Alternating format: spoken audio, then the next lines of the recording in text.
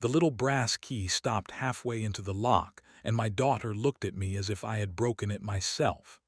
I am Ethan Cole, a music teacher and Sophie's widowed father. Helena Bellamy, my fiancée, had brought us to Bellamy House 4 months earlier. 12 days before our wedding, our suitcases sat on its front steps, and Sophie's ribboned key no longer opened the door. The lock clicked but did not turn. Estate manager Martin Shaw stood behind the gate with the access clipboard. "Beatrice Bellamy withdrew your residence authorization," he said. "I control the gate, not her decision." Helena's car stopped behind us. My fiancé ran Bellamy's housing program and owned an unfinished Calder Street townhouse. She crossed to Sophie with a 2-key ring. "This house is mine. No one can turn off your key there." She placed the keys in Sophie's palm. The assistant who usually carried Helena's calendar was absent, and her cream work coat was open to the wind. The metal made a small, bright sound against the disabled estate key. The violet ribbon tied to it had faded almost gray from being handled. Sophie had added it on our first afternoon at the estate because she said a grown-up key deserved a bow. "Both keys?" she asked. "One is yours. One is your dad's," Helena said. "The place needs paint and one bathroom has an opinion about plumbing, but no one else controls the door." I looked past the iron gate. 2 garment boxes, my teaching bag, Sophie's lavender backpack, and the cardboard carton-marked kitchen had been set in a neat row on the stone. Neatness can make cruelty look official. Martin had known Sophie's name since the first week, and once kept the kitchen open late because her school concert ran long. Today his objective was written on the clipboard: "Carry out Beatrice's order and keep us outside." "For what reason?" I asked. "Mrs. Bellamy will speak with you." "She can speak with me after you open that gate." Martin's grip tightened. "I have authority over estate access, not over her decision." Sophie had gone very still. That was worse than tears. At 8, she knew adults often called something temporary before it became permanent. My first instinct was to pull her away from the gate, load everything into the car, and make a plan no one could interfere with. I had made too many plans that way since her mother died. They kept Sophie safe for an hour and alone for much longer. "We're not staying on a doorstep," I said, mostly to myself. "No," Helena said, "you are." Her cream work coat was unbuttoned, her hair loosened by the wind, and her face had gone pale. She could talk a city council into saving 3 brick buildings with a spreadsheet and a look. I had never seen her look unsure of a front door before. "Martin," she said, "when did my grandmother give the instruction?" "At 8 this morning." "Did she say I was to be excluded from it?" "No." Helena nodded once, as if filing the answer where it would hurt later. She had not called it a misunderstanding or made a promise big enough to break.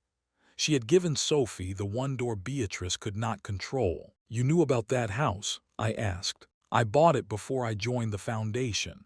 It's unfinished, but it's safe." Safe was not the same as ready. I could see that in the dust on the ring, in the fact that she had said unfinished before she said home.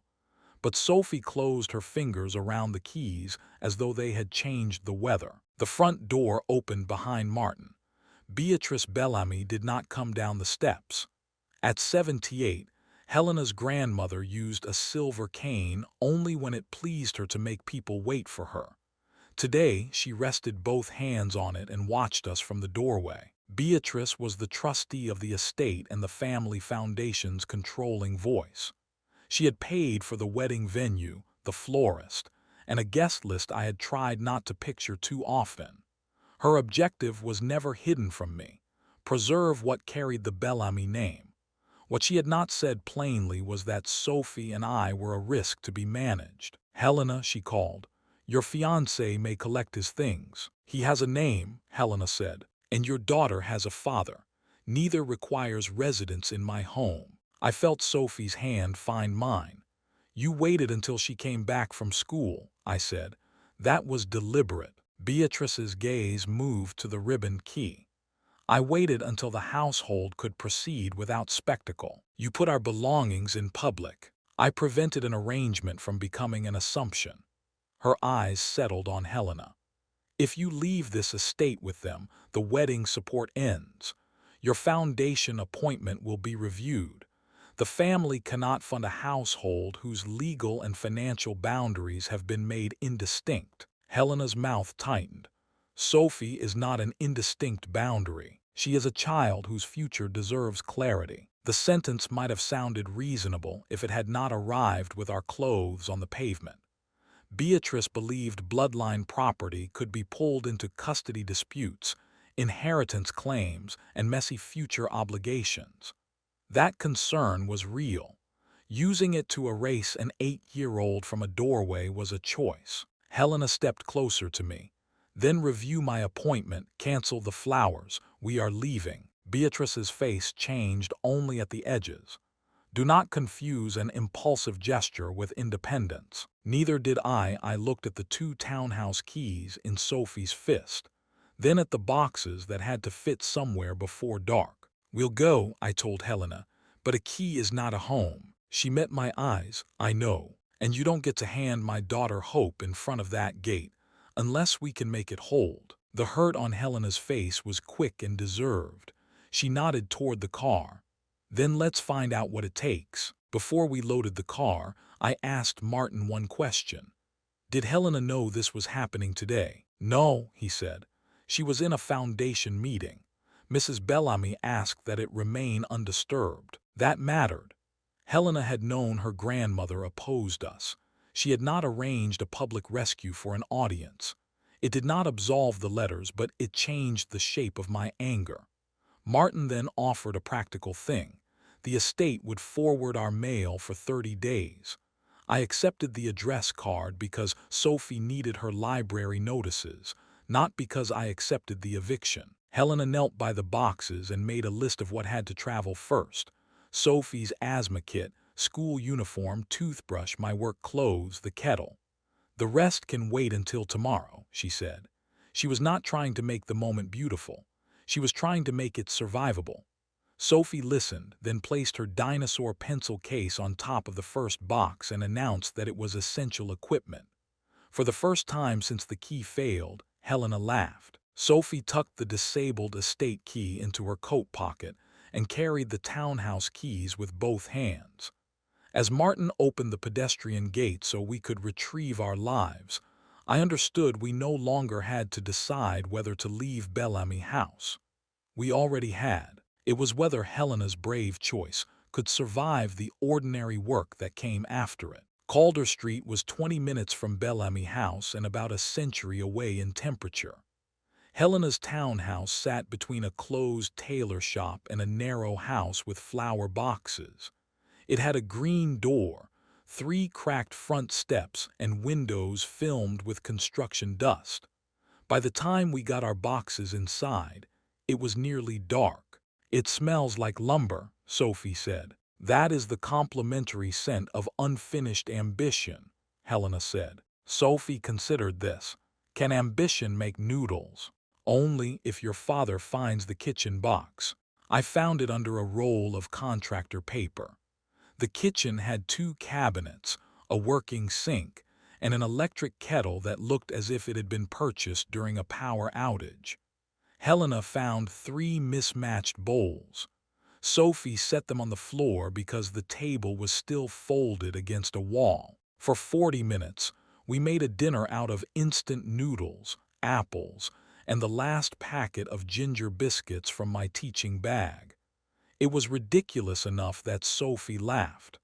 I held on to that laugh as if it were another key. The townhouse had been Helena's before the estate residence, bought with the savings from years of foundation salary and a modest loan she had nearly finished repaying. She had planned to renovate it slowly, then sell it after the wedding because Bellamy House had seemed permanent. Now one bedroom had bare plaster, the upstairs bathroom dripped into a bucket, and the heating worked only when Helena coaxed the thermostat with the same patient threat she used on stubborn contractors. It's not much, she said after Sophie fell asleep on a camping mattress in the one finished room. It's not nothing, I said. That sounds like a compliment from a music teacher. We are trained to respect incomplete structures. Helena almost smiled. Then her phone rang. She took the call in the hall, but the house had no doors hung yet, and I heard enough. It was the Foundation's board secretary, whose role was to transmit decisions already made by Beatrice and the trustees. Helena's director position was suspended pending a conflict review. Her access to the Foundation office was disabled by mourning. The wedding vendors had been told to pause all work because the family funding agreement had been withdrawn. When she came back, she held the phone at her side. That was fast. Were you expecting it? I was hoping my grandmother would not make it public. She didn't need an audience. She has payroll. Helena sat on an upturned paint bucket. The work is still mine, Ethan. I built those preservation proposals. The work is yours, the office is. She nodded, but the distinction did not comfort either of us. I spread the school forms on the floor beside the kettle. Sophie's new school needed our home address and emergency contacts in 8 days. My teacher's salary could cover rent somewhere ordinary, groceries, and a life with fewer antique hallways. It could not cover a rushed repair project, a wedding we no longer wanted financed, and every fear that came with being a widowed father trying to prove he had anticipated the world. We should call the wedding off, I said. Postpone it, Helena answered. Calling it off makes a statement I don't mean. We can't sign bills while we're trying to prove something to Beatrice. I'm not trying to prove something to her. Then what did today mean? Helena looked toward Sophie's room. It meant I would not leave you both outside. It was the right answer. It was not a complete plan. We spent the next hour making one. My take-home pay, Helena's savings, the remaining townhouse loan, repairs we could postpone, repairs that had to happen before an 8-year-old lived under the roof. We crossed out caterers. We circled a plumber. We made the wedding a question instead of a date. At bedtime, Sophie asked whether she could leave the townhouse key under her pillow. Helena said yes, then added that a key was not a test she had to pass. It is there when you want it, she said. Sophie accepted that but kept the key in one fist until sleep loosened it. I slept badly on a borrowed mattress in the hall. I kept calculating. A short-term rental, a deposit, the cost of finishing the bathroom, the fact that I had given up my old lease because moving in with Helena had seemed like a future rather than a gamble. Before sunrise, Helena found me at the counter with a notepad. You're making an escape plan, she said. I'm making options. Options that leave before anyone can ask you to. The question annoyed me because it was accurate. I told her I would not move Sophie into a construction site because a gesture had made us feel grateful. Helena answered that gratitude was not the price of the keys. She would call a plumber, price the repairs, and show me every number. I could choose what I thought was safe after we had facts, not fear. That was the first useful thing either of us said all night. The next morning I went back for the rest of our belongings. Martin had arranged them in the estate's service entry, away from the gate. He explained that Beatrice was not available. He also handed me a sealed envelope that had been placed with my mail. I did not know she meant to have Sophie present, he said, but you did know she was removing us. At 7:30. By 8, the access list was changed. His apology sounded like a man measuring the limits of his courage. I asked whether the child's things could stay inside until you arrived. Mrs. Bellamy said certainty was kinder than delay. I did not forgive him, but I heard what he was telling me. He had no authority to reverse her. He helped load the car anyway. Before I left, he gave me a small packet of forwarded mail. This was in the study tray. It may matter. Back at Calder Street, I opened it beside the half-installed kitchen counter. There were 2 letters, both addressed to Helena. The first was dated 6 weeks before we moved into Bellamy House. The second was dated 3 weeks ago. Beatrice had warned Helena that the estate stay would be reconsidered if Sophie's school enrollment, our wedding, and Helena's foundation role began to look like one household supported by Bellamy property. Helena read them over my shoulder. She did not pretend surprise. "You knew," I said. I knew she objected. I thought I could handle her. "You knew she was planning an exit." I knew she was threatening one. That difference mattered to Helena. It did not matter to me yet.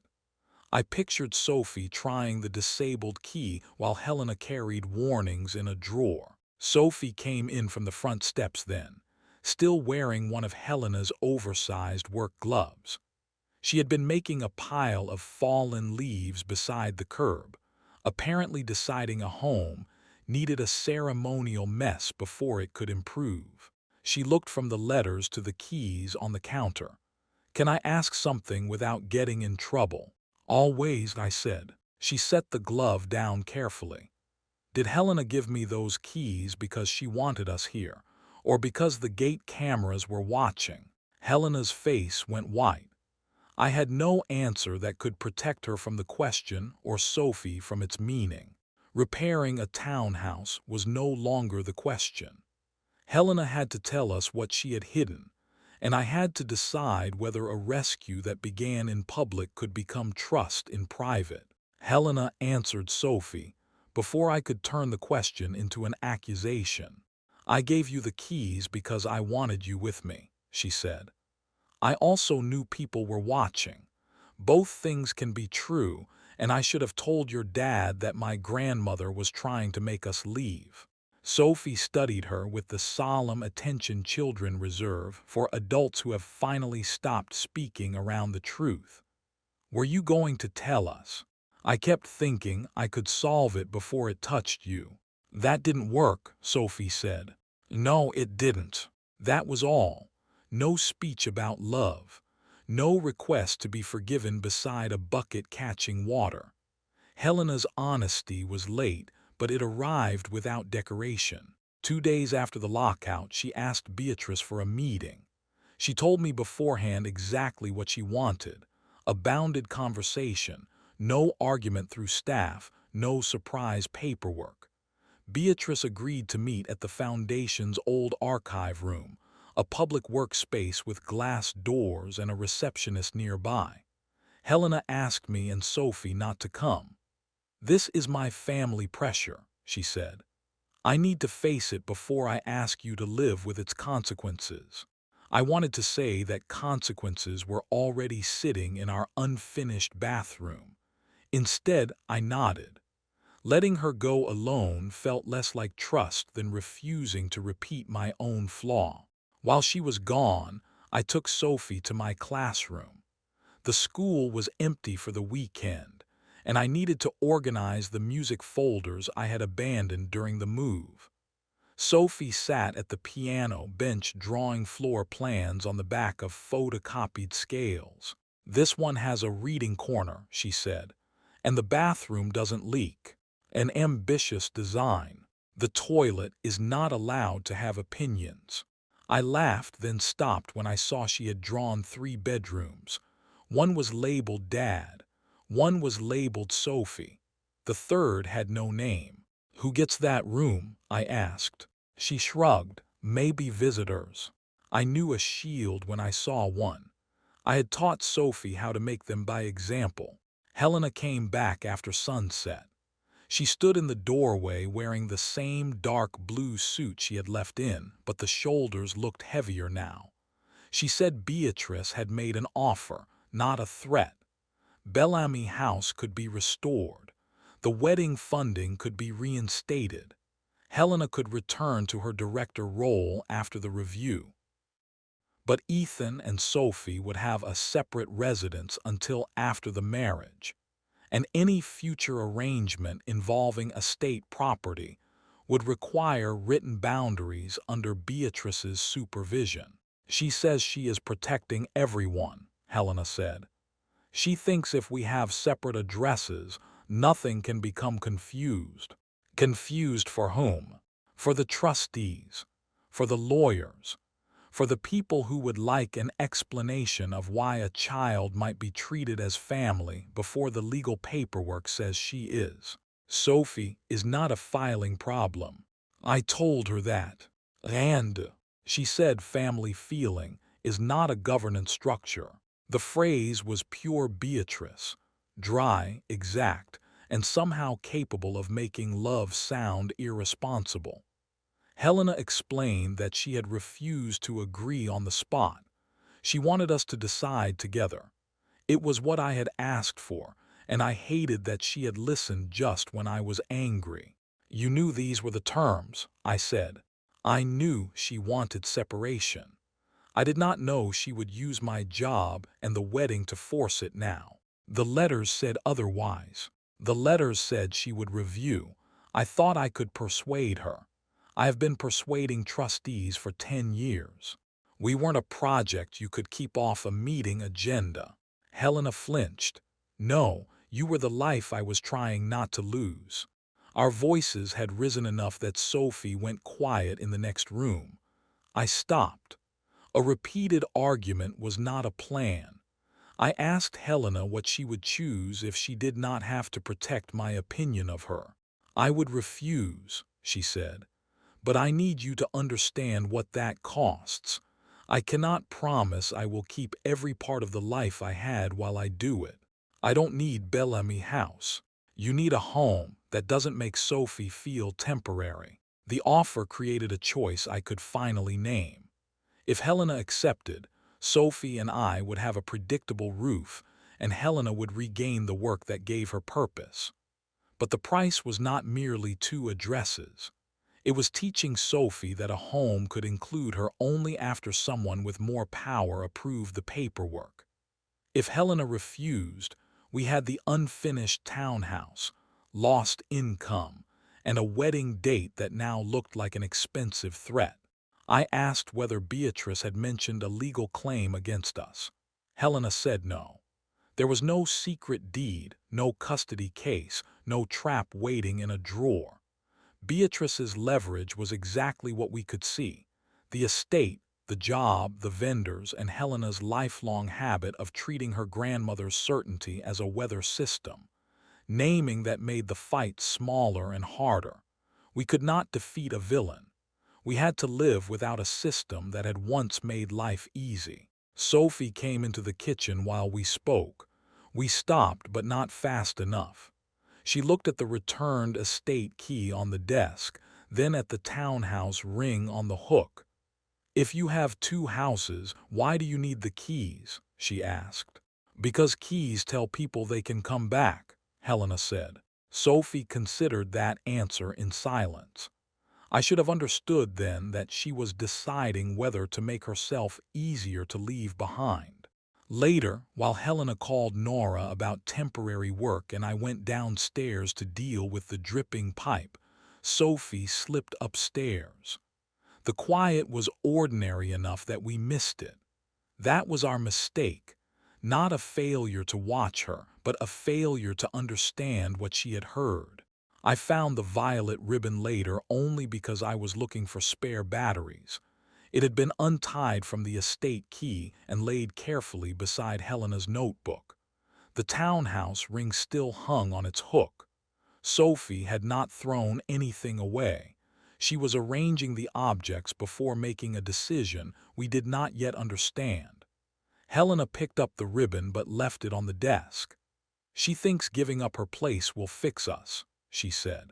I wanted to tell her Sophie had learned that from Beatrice. The worst truth was that she had learned it from both of us. Helena by hiding conflict until it arrived at the gate, and me by treating departures as the only reliable way to keep control. The next morning, Helena found that Sophie had packed a small tote bag, pajamas, a library book, her hairbrush, and the plain townhouse key. Sophie said she wanted to visit her friend Mara. I let her go because the friend lived 2 doors down, and because I mistook quiet cooperation for safety. By lunch, Mara's mother called to ask whether Sophie was still coming. Sophie had never arrived. In Helena's home office, the townhouse key lay on the desk beside the original estate key and the faded violet ribbon. Sophie had returned both keys before taking her bag somewhere else while we argued about whether she deserved to keep her place. We could not decide anything else over Sophie's head again.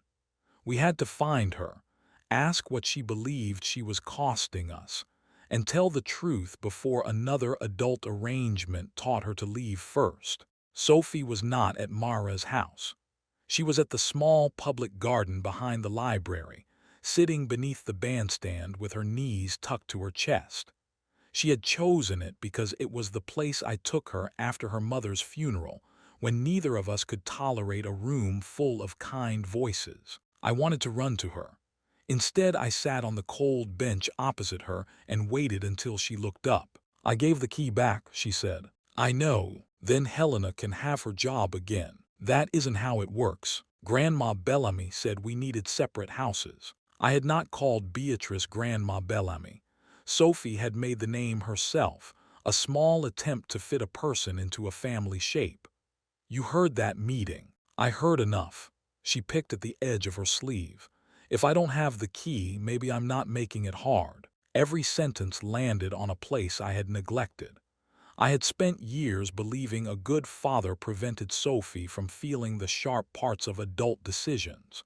In practice, I had made decisions in another room and asked her to live inside them. "You are not the hard part," I said.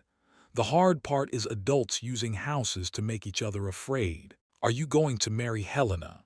I looked toward the library doors, where we had once borrowed books about grief because neither of us knew what else to do. "I don't know today. I love her. I'm angry that she hid the letters. And I'm angry at myself because I keep deciding what you can handle without asking." Sophie's eyes filled. "Can I handle it? You should not have to handle it alone. But you deserve the truth and a place in choices that are about your home." When we returned, Helena was on the front steps. She did not reach for Sophie. She asked, "May I sit with you?" Sophie nodded. Helena said she had spoken to a former colleague, Nora Vale, an architect who had partnered with the foundation on affordable renovation projects. Nora could introduce Helena to 2 neighborhood associations that needed short-term preservation consulting. It would not replace a director's salary at once. It would be work Helena knew how to do, with clients who were not her family. "I'm not asking you to thank me for leaving," Helena told Sophie. "I'm telling you what I'm going to build." Then she turned to me. "You were right that I concealed the warnings. I won't ask you to accept that because I chose you at the gate. If you want to postpone the wedding, I will accept it." I did want to postpone it.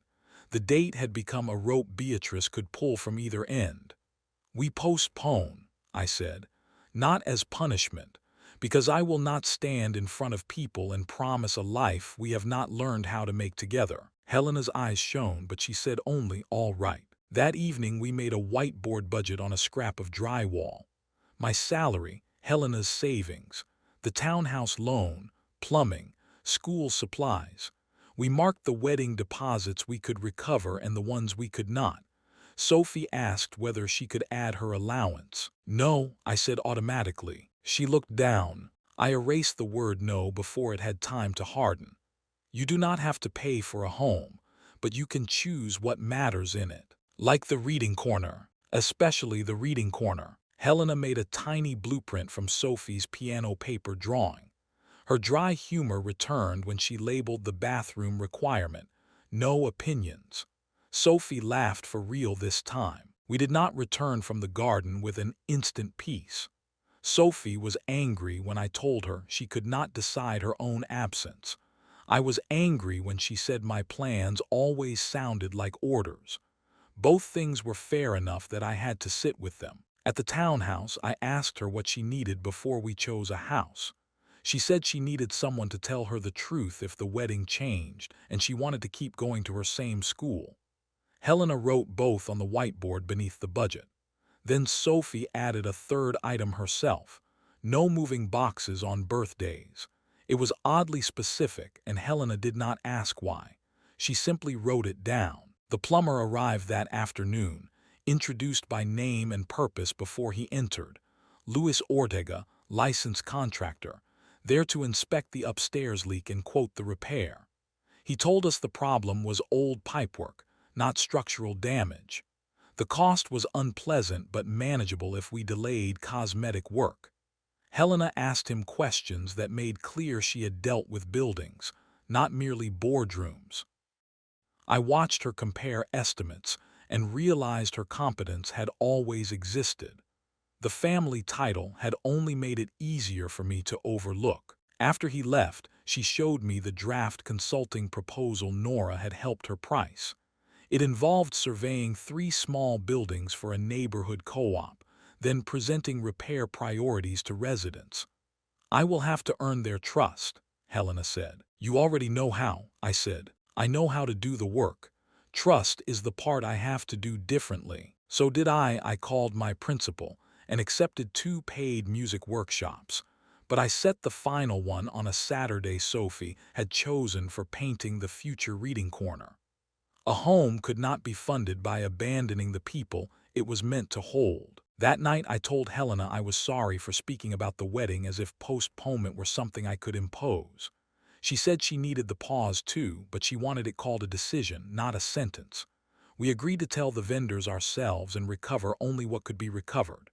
The florist's deposit was gone. The venue returned half. It was painful, specific money, and losing it made the delay real. Still, neither of us tried to turn the cost into evidence that the other owed us. Sophie overheard the call to the venue and asked whether the wedding had broken. I said no.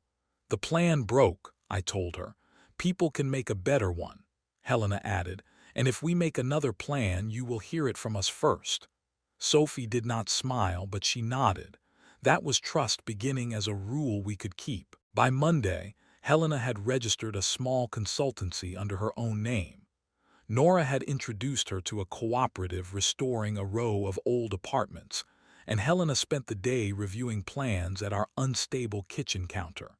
She was not suddenly secure. She was working from skill, contacts, and a reputation earned long before anyone offered her a family seat. I wrote the school principal an honest email asking for 2 additional days for the home forms. Then I asked Sophie to sit with Helena and me after dinner. "We are going to look at homes we can actually afford," I said. "Not homes that impress anyone, homes that work." Sophie held the returned townhouse key in her palm. "Do I get to vote?" "You get to tell us what you need," I said, "and we have to listen." The question was no longer whether to accept Beatrice's rescue. It was whether we could choose a modest life together without using sacrifice, secrecy, or protection as another way to take Sophie's voice. Beatrice asked to see Helena alone. Helena told us before she went, and she told us where. The tea room at Bellamy House at 4 o'clock, with Martin nearby but not in the room. Transparency had become less romantic than a grand declaration, and far more useful. She came home before dinner with rain on her coat and a folded sheet of paper in her hand. It was not a contract. It was a list she had written while Beatrice spoke. She repeated the offer, Helena said. Estate residence, foundation role, wedding support. Separate home for you and Sophie until after the wedding. She also said she would permit regular visits if Sophie understood the estate was not hers. Sophie's face tightened. "What did you say?" I asked. Helena set the paper down. "I said no. Not because she has no reason to worry about property. Because she keeps treating belonging as something she can loan and revoke.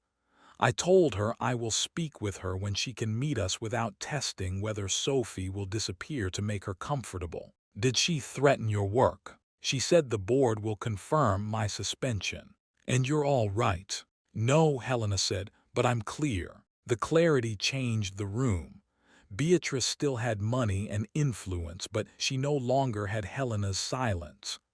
Sophie moved beside Helena on the couch, not onto her lap, not into a storybook pose, just close enough that their shoulders touched.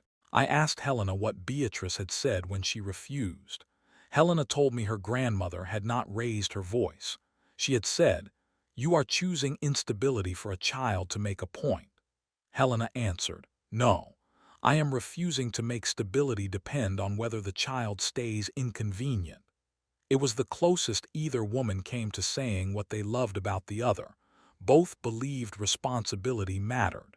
They disagreed on whether responsibility began with control or with trust. Beatrice had also offered to pay for a hotel while we searched. Helena refused that too, not because hotels were immoral, but because each temporary favor would arrive with its own expectation. I understood then why she had brought us to Calder Street immediately. The townhouse was imperfect, but it was a line she could stand behind. The next morning we met Nora at a small neighborhood credit union. Nora's authority was clear. She was an architect and co-op advisor, not a miracle worker. She had brought 3 listings that fit our combined income, the cost of Helena's consulting work, and the repairs we could reasonably do ourselves. One was a cramped apartment near my school. One was a duplex with a roof nearing retirement.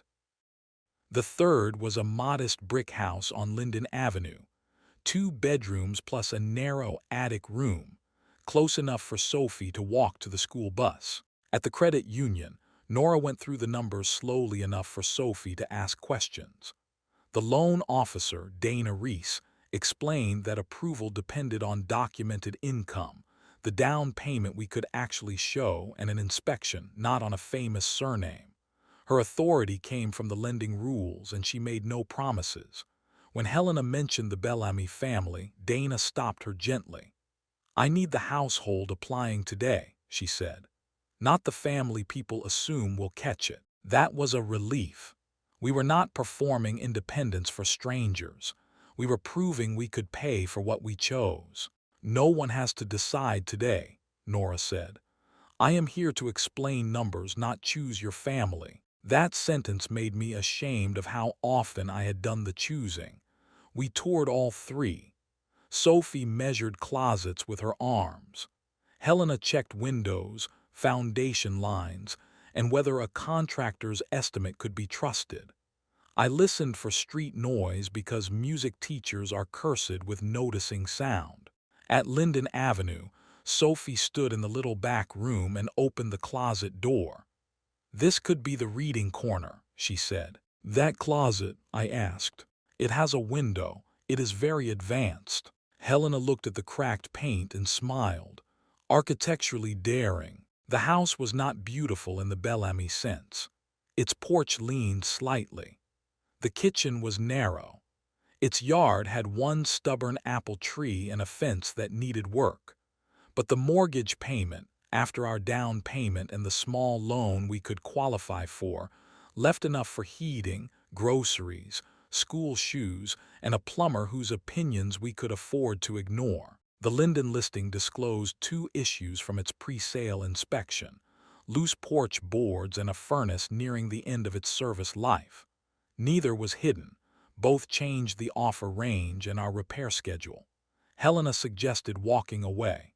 Sophie asked whether the apple tree was sick. The report said it only needed pruning. I heard Sophie breathe out. The house did not arrive as a rescue. We could choose its imperfections only if the numbers let us manage them without family money. On the drive home, Sophie asked whether the apple tree needed permission to stay. Helena said trees generally did better without committees. We went back to Calder Street and made the budget again. This time Sophie sat at the table while we did it. Helena explained that her consulting income was uneven, so she would not promise money before a contract existed. I explained that I could take on a few paid after-school lessons, but I would not fill every evening until I stopped seeing either of them. We agreed to shared expenses in a joint household account and separate personal accounts. No hidden cushions. No family-funded surprises. What about the wedding? Sophie asked. Still postponed, I said. Helena nodded. Not canceled because we are angry. Not restored because someone offers flowers. We decide when it represents our actual life. Before bed, Sophie asked whether Beatrice could come to the new house someday. Helena answered carefully. Only if she can be kind without deciding who belongs there. Sophie looked disappointed, not relieved. She still remembered the grandmother who had shown her how to fold napkins and let her feed the estate koi.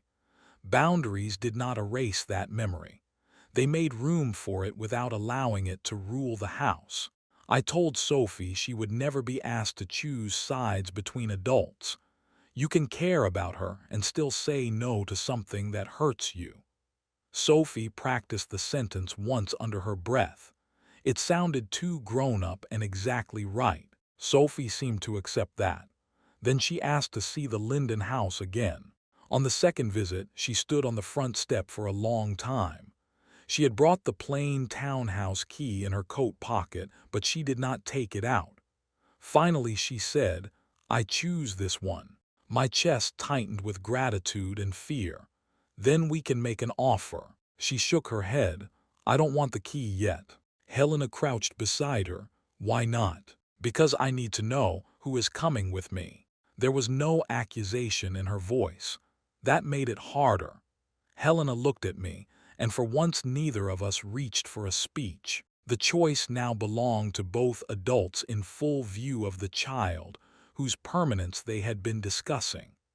I had to ask Helena to choose the marriage with me, not wait for her to earn it through another sacrifice. I asked Helena to walk with me after Sophie went to bed.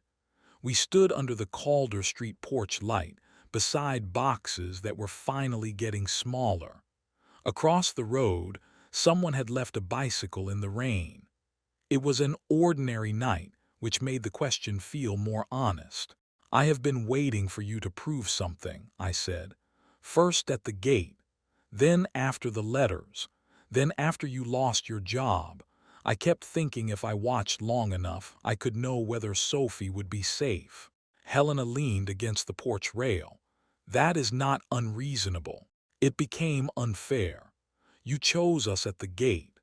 You were wrong to hide the warnings, but you have not asked me to pretend it was fine.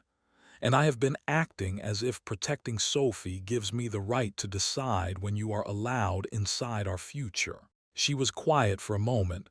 "What are you asking?" "Not to restore the old wedding. Not to make a gesture.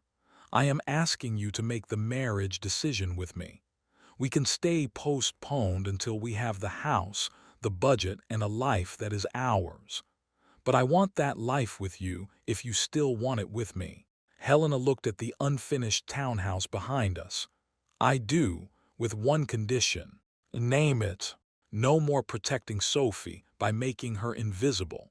And no more protecting me by deciding I can carry something alone." "Agreed." That was very fast for a man who teaches children to count rests. I have been practicing. We did not kiss like a conclusion. We held each other on a porch with a leaking bathroom inside and an offer pending on a small brick house. It was enough. The offer on Linden Avenue was accepted 2 days later. Helena signed her first consultancy agreement that afternoon, helping the apartment cooperative prepare a preservation plan. The fee was modest, the work demanding, and the client meetings came with actual deadlines instead of family approval. She came home tired and pleased in a way I had not seen when the foundation title was still hers. We completed the school forms on the 8th day. Linden Avenue went in the address field. I listed myself first and Helena second as emergency contacts after asking Sophie whether that was what she wanted. "Yes," Sophie said. Then she added, "But Dad should answer the phone. Helena's phone has too many meetings." Helena accepted this grave administrative finding. A fair concern. Beatrice called before closing. She asked to speak with Helena, and Helena put the call on speaker only after asking Sophie whether she wanted to be in the room.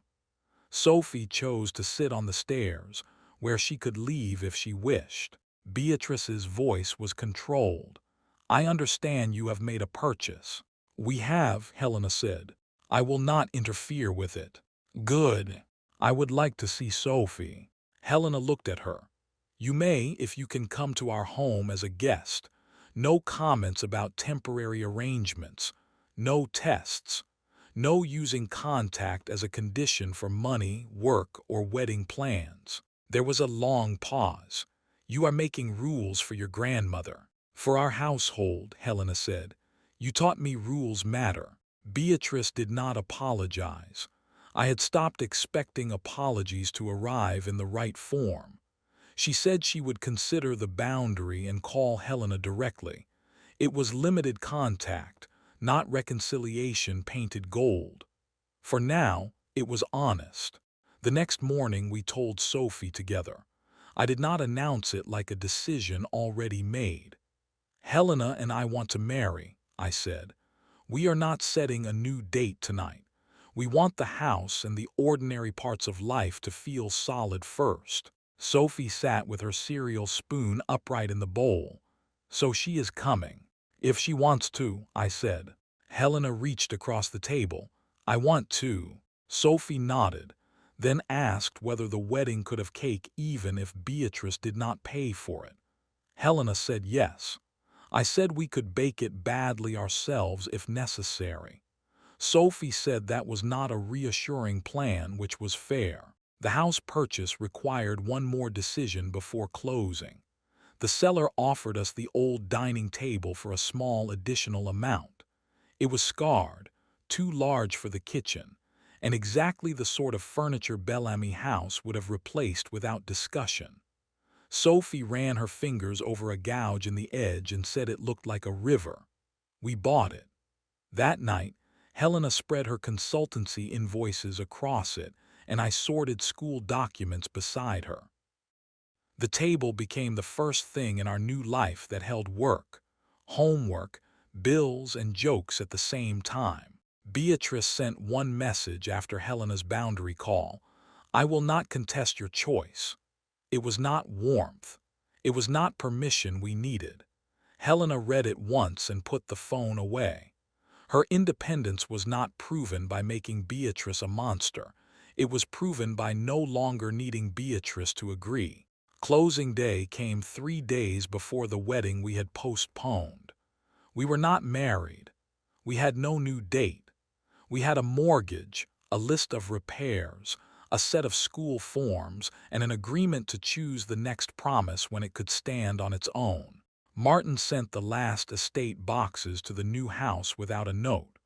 Tucked inside was Sophie's original brass estate key, still tied with the faded violet ribbon. It no longer opened anything we needed. Sophie placed it in a small wooden dish by the front door. "It can live here," she said.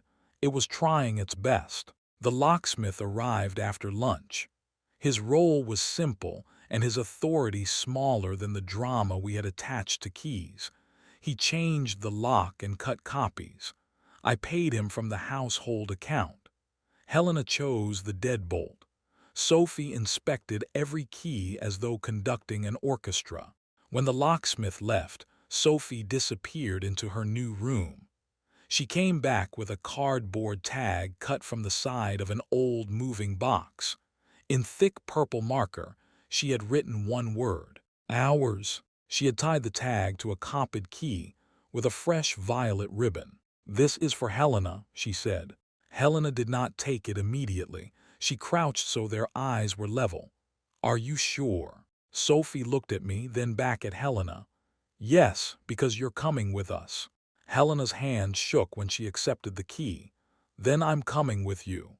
We stood on the porch in the late afternoon, not because anyone had thrown us out, but because we wanted the first entry to belong to all 3 of us. I put my key in the lower lock. Sophie held hers to the upper one. Helena fitted the key with the handmade tag into the middle deadbolt. "Ready?" I asked. Sophie grinned. No speeches. A rule I can support, Helena said. The locks turned together. The door opened onto bare floors, paint samples, a reading corner closet with a window, and the ordinary work waiting for us. The old estate key rested behind us in its dish, no longer proof that we could be removed. Helena's new key swung between her fingers, the cardboard tag brushing her wrist. Sophie stepped inside first. Helena followed. Then I crossed the threshold and closed the door on nothing temporary.